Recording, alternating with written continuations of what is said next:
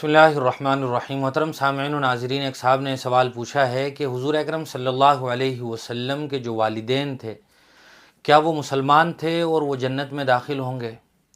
اس سوال کا جواب دینے سے پہلے یہاں ایک بات عرض کرنا بہت ضروری ہے کہ یہ سوال بہت ہی اہم ہے، بہت حساس اور سینسیٹیو ہے، چونکہ اس کا معاملہ حضور اکرم صلی اللہ علیہ وسلم کے والدین سے جڑا ہوا ہے، اور ہم سب کے آقا و مولا تاجدار مدینہ محمد عربی صلی اللہ علیہ وسلم کے والدین ماجدین دنیا میں یہ دونوں وہ ظاہری ہستیاں ہیں جو امام الانبیاء سید الرسول صلی اللہ علیہ وسلم کی اس دنیا میں ولادت کا ظاہری ذریعہ ہیں۔ بہرحال اس سوال کا جواب یہ ہے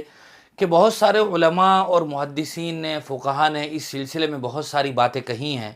لیکن بہتر بات یہ ہے کہ حضور اکرم صلی اللہ علیہ وسلم کے والدین مسلمان تھے۔ جس وقت حضور اکرم صلی اللہ علیہ وسلم کی پیدائش ہوئی،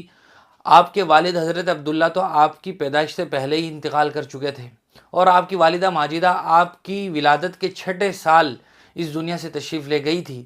اور اس وقت تک حضور تو نبی نہیں تھے، لیکن مکہ میں جو دین رائج تھا وہ دین ابراہیمی تھا۔ بعض لوگ تو وہ تھے جو دین ابراہیمی سے بھی پھر چکے تھے، انہوں نے کفر و شرک اپنا لیا تھا اور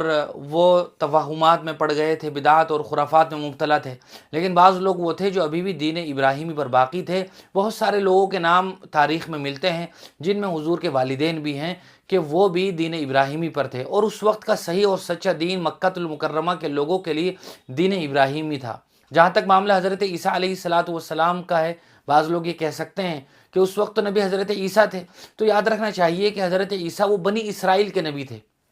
مکہ والوں کے نبی نہیں تھے۔ بہرحال حضور اکرم صلی اللہ علیہ وسلم کے والدین یہ مسلمان تھے۔ دوسری بات یہ بھی کہی جاتی ہے کہ جس دور میں حضور کے والدین موجود تھے وہ فترت کا زمانہ تھا۔ فترت کا زمانہ ایسے وقت کو کہا جاتا ہے جس میں کوئی نبی نہ آیا ہو، جس نے آ کر لوگوں کو دعوت دی ہو، اسلام کا پیغام پہنچایا ہو، اللہ کی طرف بلایا ہو۔ تو اس وقت چونکہ مکہ میں کوئی نبی نہیں تھا تو ان تک کوئی دعوت بھی نہیں پہنچی، تو جو لوگ فترت کے زمانے میں توحید پر قائم رہتے ہیں، اللہ تعالیٰ کو ایک مانتے ہیں، عبادات کے طور طریق تو اس وقت موجود نہ ہوں لیکن توحید کے قائل ہوں، تو وہ لوگ بھی جنتی ہوتے ہیں۔ اس اللہ تعالیٰ نے قرآن کریم میں بھی فرمایا ہے وَمَا كُنَّا مُعَذِّبِينَ حَتَّى نَبْعَثَ رَسُولًا، کہ ہم ایسے لوگوں کو عذاب نہیں دیں گے جن تک کوئی رسول اور پیغمبر نہ پہنچا ہو۔